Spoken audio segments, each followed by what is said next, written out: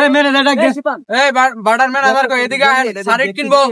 হ্যাঁ রাকিব, এই এই ইট গুলা বেচবে 1010,000 আর ওটা বেচবে 9,000। ঠিক আছে, আচ্ছা বস, একটা লোক আইছে, আপনার সাথে আমরা কথা বলবো। চলো।